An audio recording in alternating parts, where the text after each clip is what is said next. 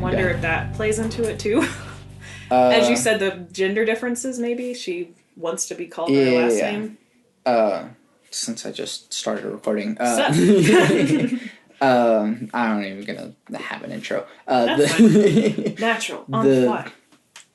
But yeah, so like, I don't know why it would be that. I mean, yes, it's like quasi misogynistic in the sense that like, oh, you can call women by their first name, but you still have to call men by their last name. I think maybe this shows just differently, but in most shows it's very, oh, he called you by your first name, even with girls. Mm-hmm. So I think it still is kind of more common to say their last name until you're familiar with them. Yeah. It's become a joke in shows where it's like, oh, he likes you because he called you by your first name. Yeah. You whore. So like, but that's just like a cultural thing. I didn't recognize it with this show, but I watched the English, so that's why it just didn't stick out to me, I guess. I don't know. Because she called Kagurish by his first name, because Kaguri's his first name, right? Is everything I know a lie? No, it's not. Oh, no, man. No. Okay, so she does say Kaguri. Yeah. Crap. Everybody is known by their. But that's just how I refer to them too. I don't call Kogami Shinya. Yeah.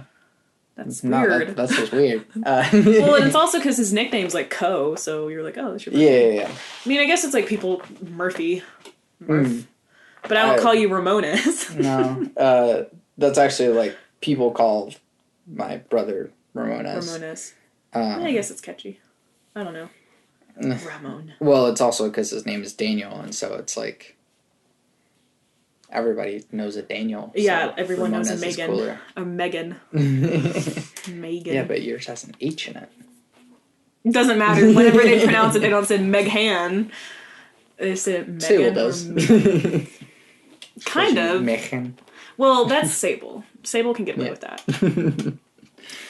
But no, so like other things that I didn't think about. Did you see all the characters? You're like, whoa, open a can of worms. Like, yeah.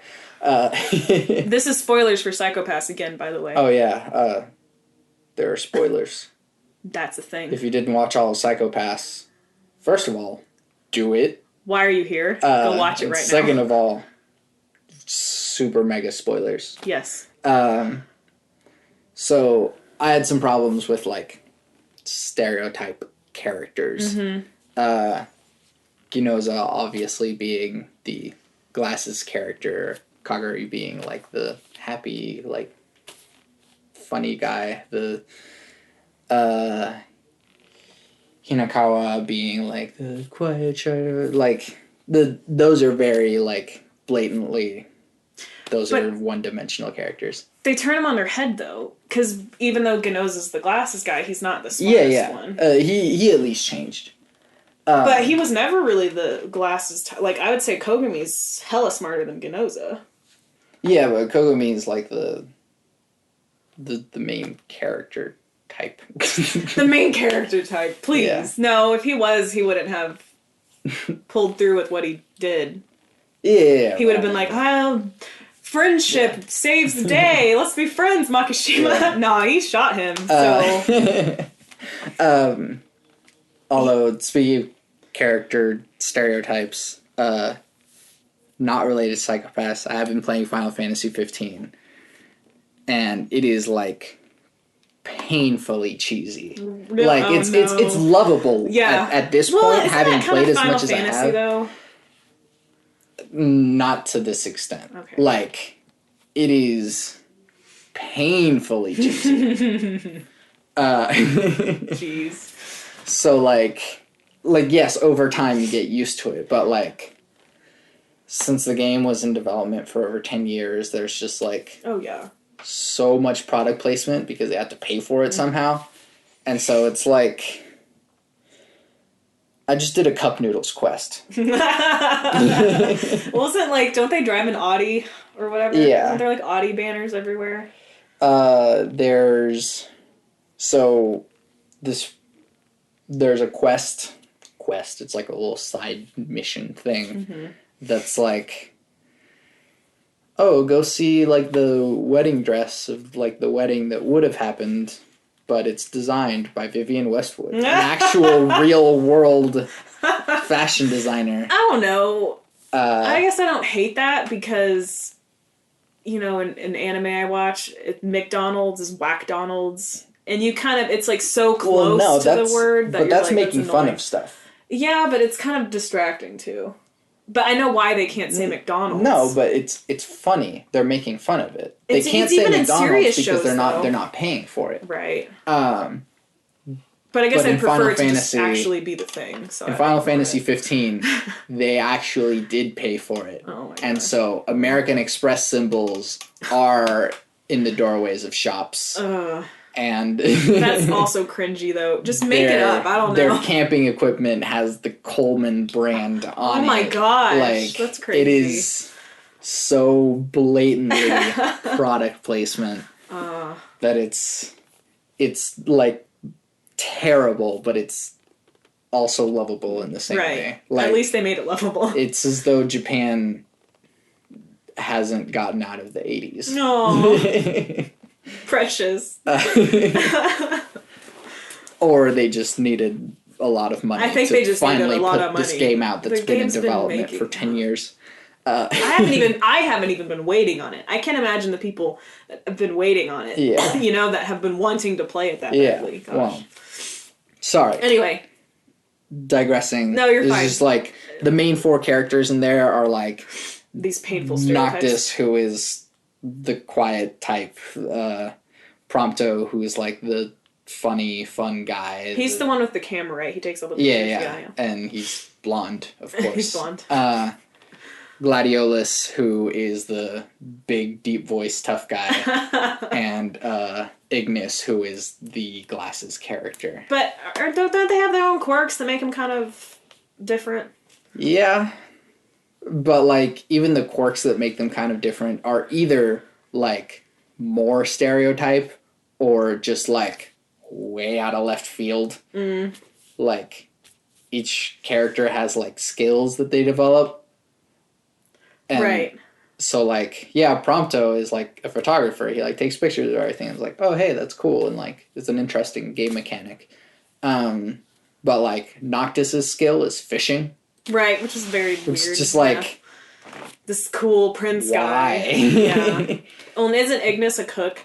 Yes. Because I see the Salt Bay. He's like all the time. He's the mom. Yeah. Of the group.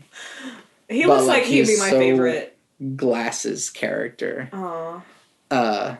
Like an actual, and I'm sorry, we're still talking about Final Fantasy, but like I just put it in the description. It's fine. There is an actual conversation that they had in the game, which was like, so like, do you ever just like wear contacts, Ignis? Or like, have you ever thought about like not like wearing glasses? And he was like, well, actually, I don't really need glasses that much. Like, my vision isn't really that bad. And they were like, oh, so why do you wear glasses? It's like, I like to see my world crystal clear. And it's like, oh, gosh.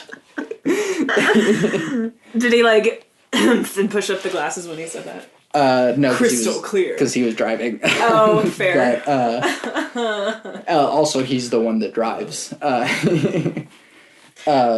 Yeah. And then, I guess spoilers for Final Fantasy. Later spoilers, in the game, Ignis drives. Oops. No, like, there's a point in the game where he actually, like, loses his vision temporarily, which is just, like, the most, like, oh, the glasses character ironic can't thing. see. Yeah. Hey, get it? Symbolism or something.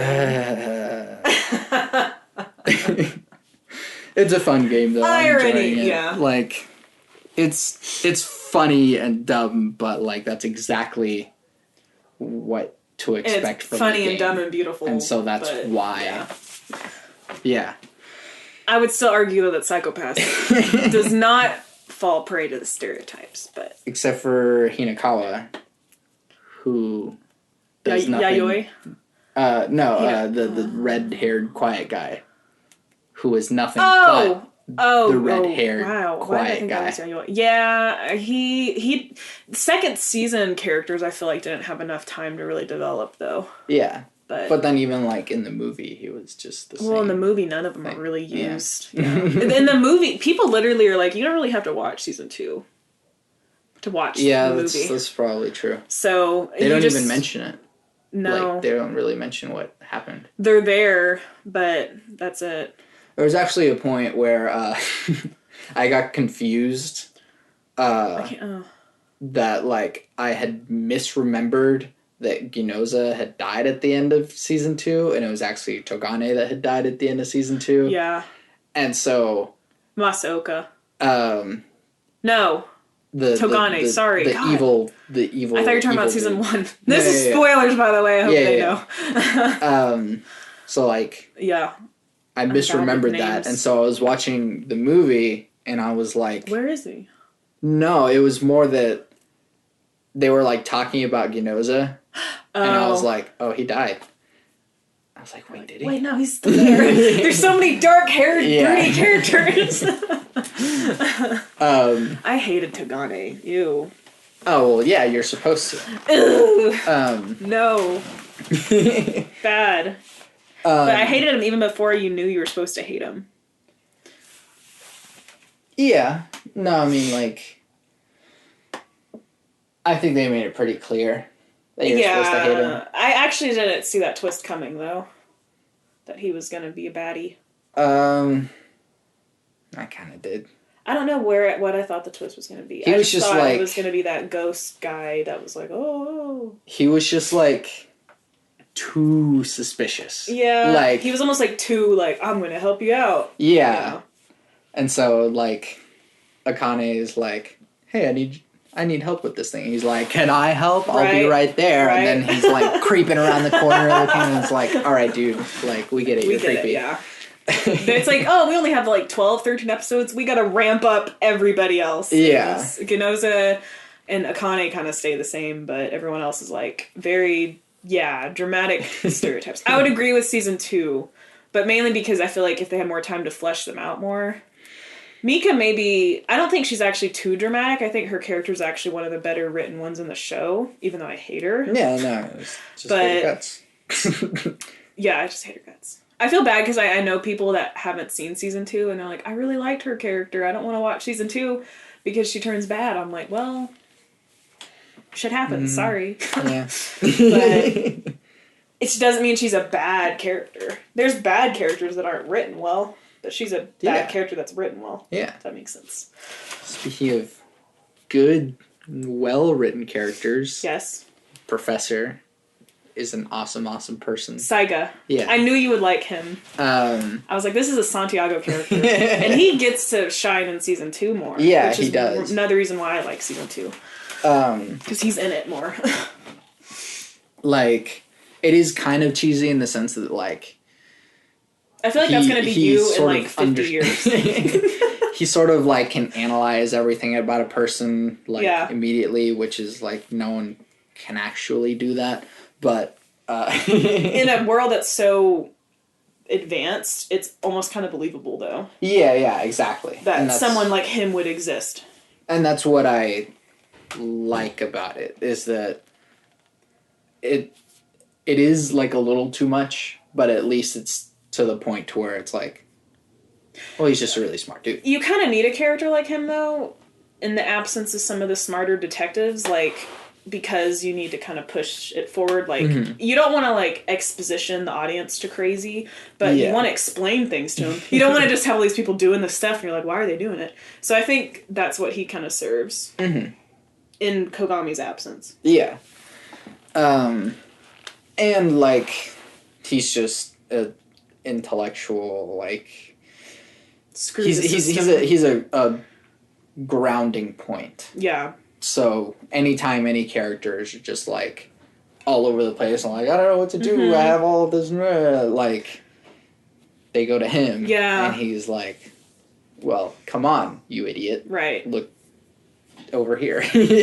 I loved how in the first season when Kogami runs away basically for the first time on the motorcycle or whatever, and he like is asking him to think through what Makishima would do, and like how they played that whole scene out was brilliant because it's like Makishima's like sitting at the table with him. Remember that? I really liked how, just in general, I thought that was well done. But it really showed kind of the thought process of like how a detective and those type of people think. Maybe like you have to literally put yourself with that person in the mind of that person. And that's something that's very prevalent in like other detective media. Right.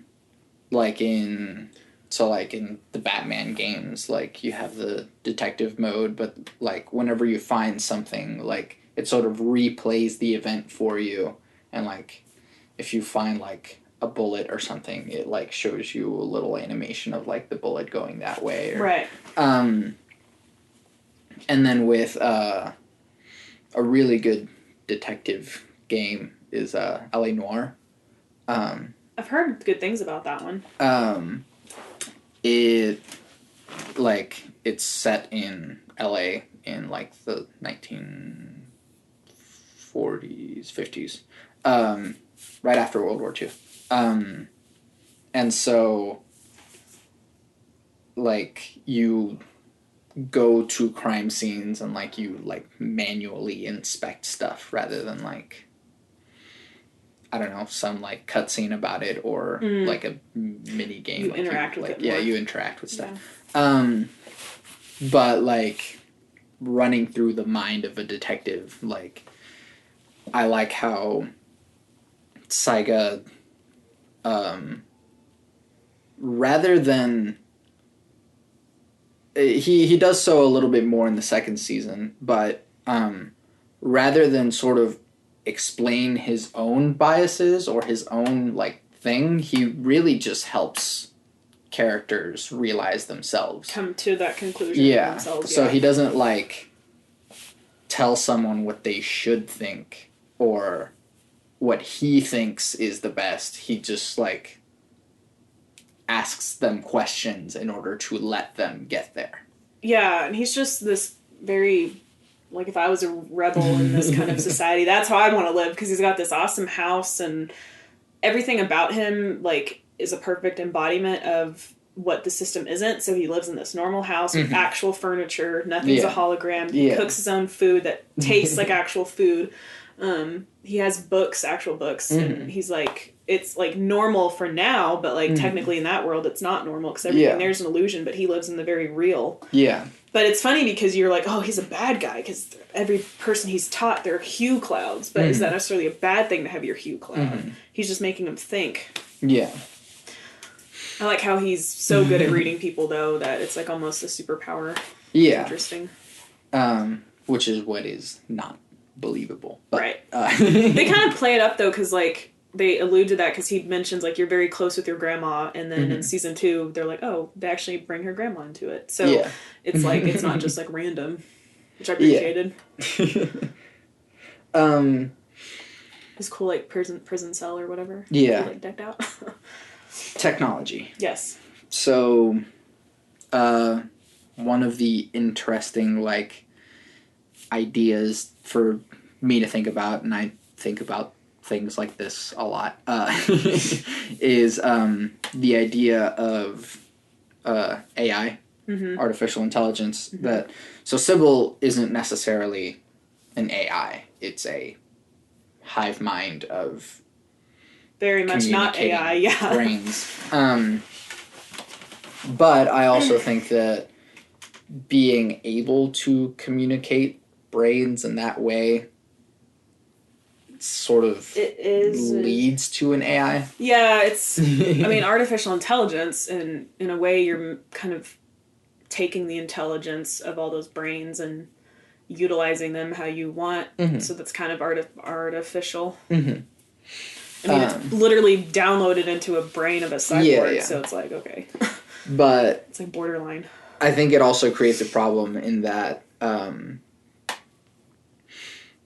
you would think that people would, or you would think that the system would have solutions to things much better than, like, Akane does.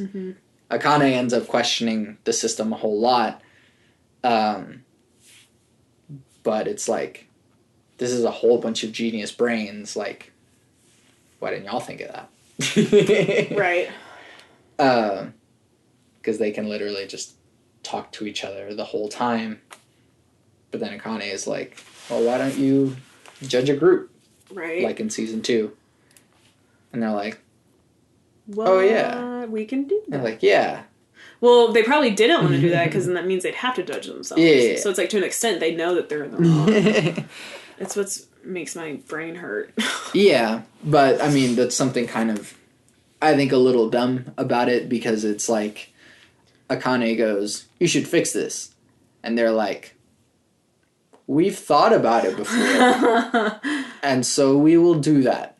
Not because you said so, but maybe because you mentioned it. I don't think it's stupid, because I think, if anything, to me, it proves that it's a corrupt system because it's based on human brains. Mm-hmm. And so that makes sense within that logic. It's kind of like, oh, we caught you. Yeah. Now you gotta fix yourself. And they're like, oh, okay. That's very typical. If she wouldn't have said anything, yeah, she didn't like wag their finger at him, they would have been like, we're fine. We're brilliant. Yeah. We're a prophet named Sybil. Which, did you know the story about like the person that had, this is a slight tangent, but I thought it was interesting. She had like been diagnosed with multiple personality disorder. She had like 20 plus personalities. Her nickname was Sybil, which I wondered, that's maybe where they got that name from. That could be, probably. Which is cool. But it's also like an actual prophet, isn't it? I can't remember. I think they mentioned it at some point. Yeah, they call her a prophetess, but I think...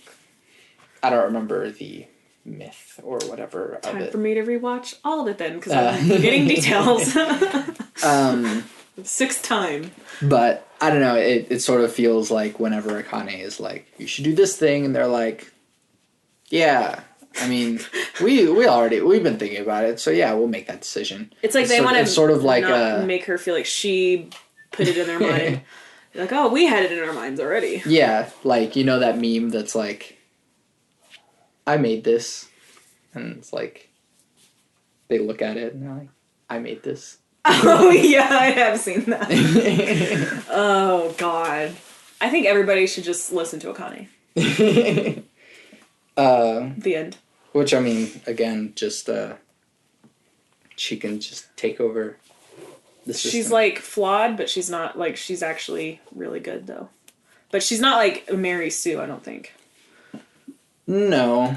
Because she mucked up pretty bad. Yeah.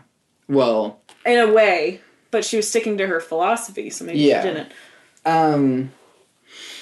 Something to think about. What? Like defensive. No. It's I'm kidding. Is killing justifiable?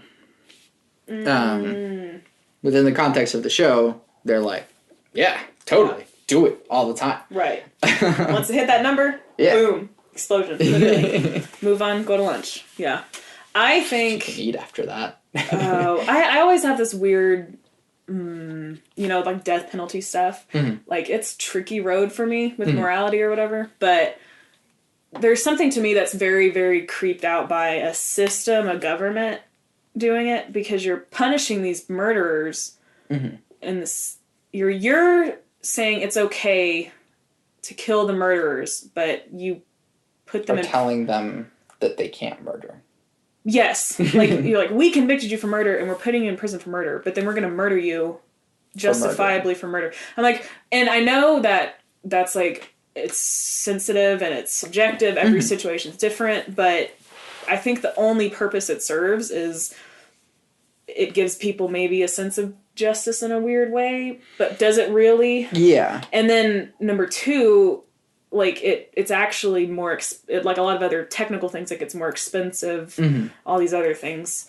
But I also know the reasons why it's around, so I can't, it's hard, I'm like, I'm going to say it's wrong, but I can't, like, if someone's talking to me about it, of all the reasons why it's right, I'm not going to, like, slap them.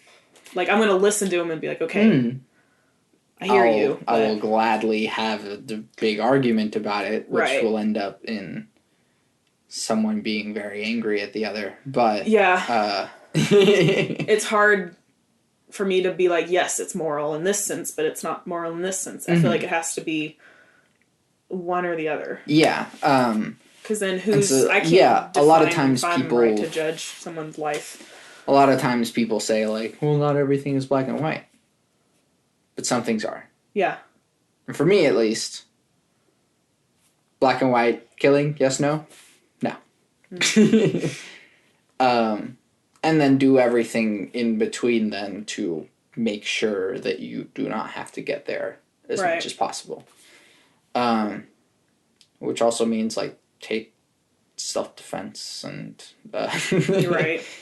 Yeah, and I agree, though, like, it is black and white, but it's, like, you can have, like, different opacities of black and white, but in the sense of, like, sometimes that happens when people are, like, self-defense or whatever. Mm-hmm. So it's, like... Well, I mean... after the fact. I feel like I could sit here right now and say, I'd never kill somebody if they were coming at me or my family. But if it were to happen, I don't have a family, by the way. I'm not a mom. But if I were a mom and, like, they were coming at my kids, my instinct probably would be to do whatever it takes to stop them from coming after my kids. Yeah. Which that may include death. Mm-hmm. So... that's where it's gray for me, but where it's not gray for me is a government, a society of higher-ups trying to decide it. Yes. I know that might sound hypocritical it makes sense. Black and white. It's kind of hard to explain. But that's where it gets gray for me. Yeah, yeah. So I'm like, I'm pretty positive I can't judge a mom that saved her kids by having to kill somebody, whether she intended to or not. I don't know. Yeah. That's where it's gray. But, I mean... it kind of goes to the, like, whenever a system does it, you also have to call out the hypocrisy of the system as a whole. Right. And so if the system also gives out a law that says, don't kill. Mm-hmm. Then why are they using that? Yes. Yeah, exactly. That's why it's weird. That's why that's messed up for me. Because I'm like, okay. Yeah. So, but, I mean, the system does all sorts of... the system. Sounding like so crazy. It does all sorts of things. Like, if we get, like, arrested, you know why. But, I would have been arrested a long time ago. I mean, me too, probably. But, it creates a lot of laws that it breaks. Mm-hmm. So. That's like a whole nother podcast, too. No, maybe we can run on that. But, at least for me, I can't say what I would do in a situation such as that. Yeah.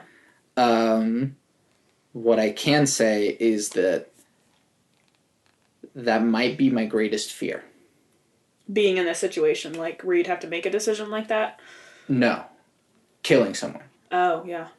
Dealing with myself after having killed someone. Mm-hmm. Even if it's like in every possible point of view justifiable. Oh, it would never be easy. I don't know how I could even if you justifiably did it, I don't think that suddenly makes it like a switch where it's, oh, well, that's fine, I'm fine. Yeah. I'm pretty sure if you have to kill somebody even, if it's justifiable and self-defense, like, you're going to live with that the rest of your life anyway. Yeah. I could not live with myself. Yeah. Like, I'm not saying I would, like, kill myself or whatever, but I'm saying you would never be the same. I would not feel right about it ever. No matter how much, like, convincing everybody tried to do to, like, no, this is self-defense. I don't think anyone should try to convince you. I don't know. Yeah. If that's their place. I don't know if that's their place to or not. Yeah. Quite possibly my greatest fear.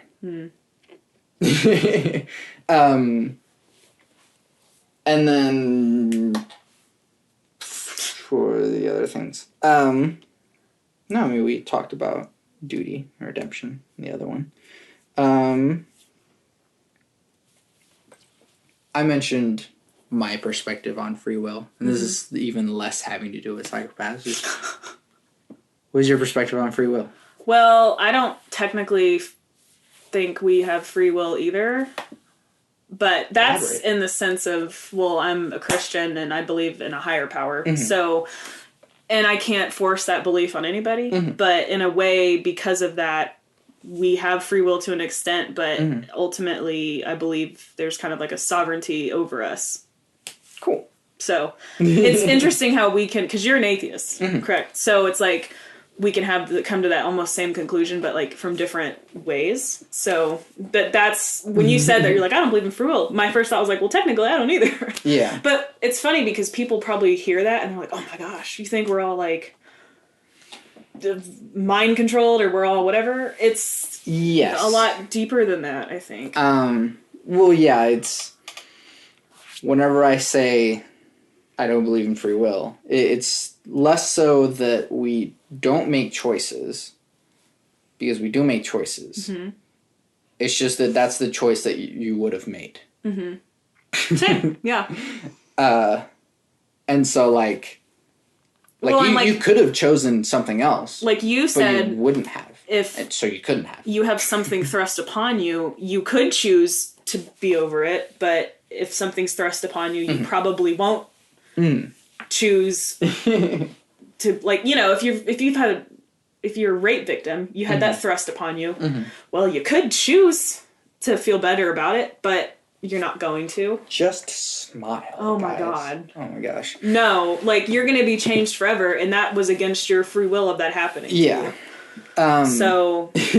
Yeah, you don't have at the same time, I understand how that's problematic, because then people are like, well, if you don't believe in, if you don't believe in free will, then you think that girl was meant to be raped, and that is not what I'm saying. No. Like I said, it gets trickier. Sure, but like destiny isn't necessarily a thing either, just because I think determinism? Put the emphasis on the long syllable. Syllable. So just because I believe in determinism doesn't mean that I think destiny is a thing. Mm-hmm. It's more about, it's even more convoluted, but so I'm out of coffee. Time, a little bit, in our dimension goes from 1 point to infinity in a straight line. Mm-hmm. Time is linear in our dimension. We're also incapable of going at a different rate than the space that we are within. Mm-hmm. So time goes forward and it doesn't go anywhere else. Mm-hmm. So in the third dimension, we are only on 1 point within time, ever. In the fourth dimension, all of time within this timeline is happening all at once. It's in a way of space. Mm-hmm. We can perceive our 3 dimensions in a spatial way, as but the fourth height, width, and depth. But the fourth one, we're only in 1 point ever. Right. In the fourth dimension, all of this timeline is happening all at once. Right. But it's only that timeline. In the fifth dimension, it's every single possible timeline happening at the same time. World lines? Yes. So Steins Gate follows a fifth dimensional time travel approach. Where there's more possibilities of different timelines, but they still all happen at once. Yes. It's just they run parallel. Yeah, they're not even really the same universe. I'm still not. I feel dumb every time I watch that show because I'm like, what? But it does make sense. It's just confusing sometimes. Yeah. But so a fourth dimensional approach to time is this timeline is happening, and no matter if you go forwards or backwards, it happens exactly that way. Mm-hmm. In a fifth dimensional approach, every single different variable through the timeline exists. So, being deterministic as I am, time happens only within this timeline. Mm-hmm. Everything that has happened is exactly within this timeline, and everything that is going to happen is exactly within this timeline. Right.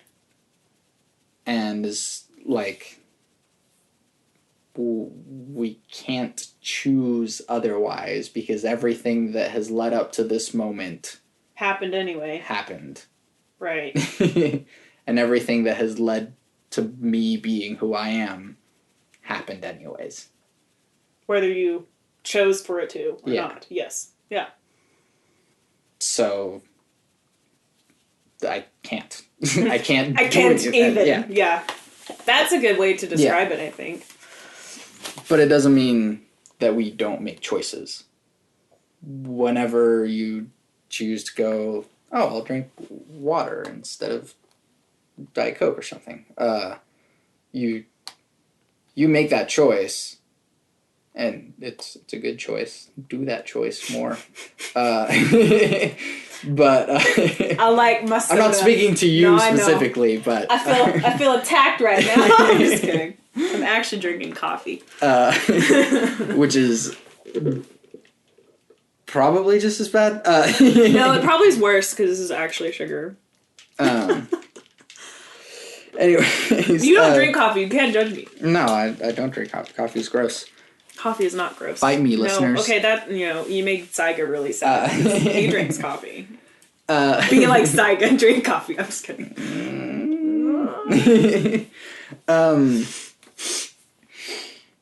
But whenever you make a choice, it's stuff in your environment and stuff in your genes and stuff and like that you saw the other day. Like everything is affecting that decision. Mm-hmm. And that's why you chose water instead of Diet Coke that time. Mm-hmm. You did make the choice. Mm-hmm. But everything contributed to that. Right. Everything that is not up to you contributed to that. Right. And so the choice itself wasn't even really up to you anyways. Right. But that's what people don't want to... That people make that whole concept like as minimal as... Yes. Oh, no free will? You mean regardless of what I do, it's gonna... I'm like, no, technically you're still choosing things, but it's way more complex than you think. And I think that if we structure society in a way that takes that point of view, rather than well, you have to take care of yourself and it's all your fault if you did something bad, rather than go, well, this person is bad and we should punish them for that. We can go, what happened in this person's life? What was their environment like that led them to make these decisions that were negative towards society? And what can we do as a society to make sure that this does not happen again? So that way, instead of putting all the fault on the criminal, it's not anyone's fault. It's just that that's what happened, but we are also capable of shaping our environment. And so what can we do to the environment to make sure that this happens less? Right. In Psychopaths, whenever someone's crime coefficient goes up, rather than to just go, well, you're a criminal, boom, dead, they can go, well, what caused them to have their crime coefficient go up? What can we change, and how do we prevent these things in order to make sure that less people's crime coefficient goes up? Well, and it's like in a way even though it's like weird because technically it is humans behind the judgment, they still took out like the humanity in a way by how you judge. Because everyone judges, regardless who you are. Yeah. You judge. But if you're actually thinking through it more, like with Akane, rather, she would talk someone down. She's trying to figure things out. She's trying to be like, well, why are you like this? What happened? How can we help you? she's the one that's bringing them down from that ledge, basically, by using the questioning and asking and trying to figure out it better. But then, the exact opposite is, well, this number says you're wrong, so we're just going to follow it, and blindly blowing them up to where they literally couldn't come back to life if they wanted to, or be saved. Or it's like, if they're not that bad, they're put into this rehab facility where they're basically driven to be mad. Yeah. And that's almost worse. Or if you kill them, you can't question them later and go, well, what happened in your life that made you become such a terrible person? And sometimes that situation can be gray. Like, if somebody's like turns into this awful person and, you can question them, you may never get that answer from them. They could just be gone. So that's what is fascinating to me too. And like, a lot of people, like serial killers, sometimes they're just like, I just felt like it. Yeah. And their life can be perfectly fine, and there's no really traces as to why. So it's kind of like... That we know of. Right. And so... But even if you do the research, what if you don't come across anything? It's still worth checking. Well, yeah. But if you don't find anything, do you keep checking? Sure. After that? The thing about it is that, like... So... The human mind is, like, the most complex thing that we've ever come across. I'm in a psychology class right now, so, like... So I told you, you should tell your psychology class. That little factoid is fresh on my mind. Just watch this show. Done. Plenty to talk about and be tested over. I'll probably have to leave in, like, 5 minutes. Oh, okay. Sorry. I was like, let's start talking again. And then it's like, oh, wow, it's already been, like, 45 minutes. Yeah. Time flies when you're talking about deep things. But just because, like, everything that we can think of right now is being looked at, there's still some other stuff that we haven't looked at. And so by continuing to look and approaching things differently and adapting and changing, we can go... Oh, hey, we didn't see this. But that's hard. And that requires effort. Yes. And that's what people don't want to do. Yeah. It does. Yeah. Sometimes it's hard to not kill a person because it's so much easier to just shoot for center of mass and kill a person. Or you can work really hard and get really good at shooting limbs, which is a lot more work. And that delves into a whole, well, if you're shooting, should you shoot to kill? Should you shoot to... Isn't torturing more inhumane? Blah, blah, blah, blah, blah. Sure. Technically, yeah. I don't own a gun. I'm not in that argument. Right. Well, I would argue that torture, like, shooting to, like, not kill, it could be considered torture, which could be worse, but that's a whole nother topic. But you're alive. Yeah. That you think they are, but what if they want to die? Okay, that's up to them. Yeah. I still wouldn't want to do it, though. Like, I wouldn't want to kill somebody. But it's interesting to ask the question. Yeah, well, like, I don't have jurisdiction over someone else's life, bodily autonomy. Yeah. So I won't. That's why I'm like...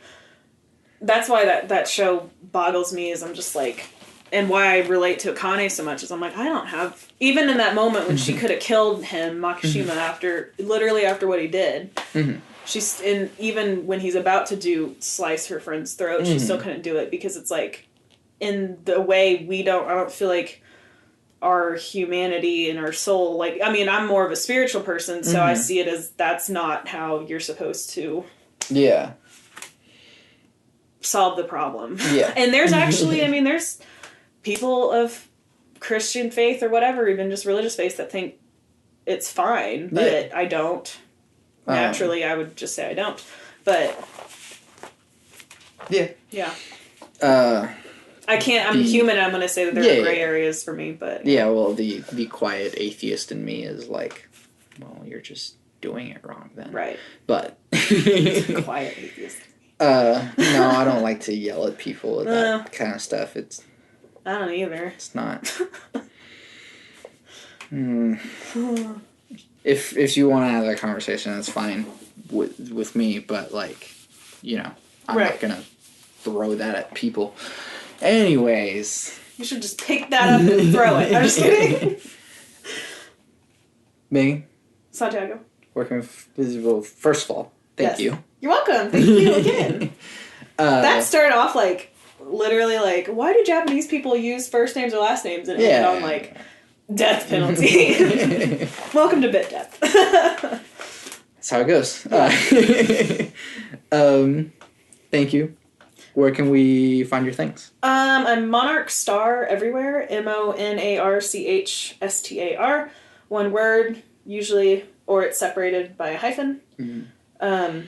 That's my Instagram, my cosplay Facebook page, my Twitter, my Facebook, whatever.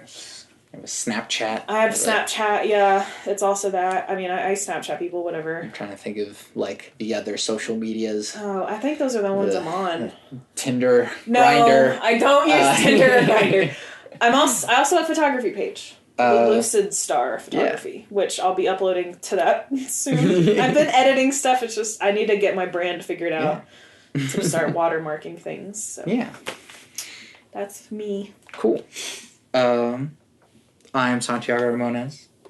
You can find all of the things that I do on my website, santiagoramones.com. I make music, which you can listen to on there. Listen to it. It's good. I hope so. Yes. He's going to be an awesome musician. He already is an awesome musician, but... I try my best. He's going places. If you listen to this podcast, because you are listening to it right now, you should also let me know. You should also let me know that you are listening to this podcast. Let me know what you like about it, what you don't like about it, what I should do more of, if you would like to be on the podcast, and other sorts of things. Maybe we can have a conversation. I like conversations. That's why I have this thing. Meh. I'll let you do your outro at one point, but I always have to put something in there. That's okay. I like it when people add stuff to the outro. I always end my podcast with my 3 things, which are: love never fails, it's going to be okay, I might be wrong.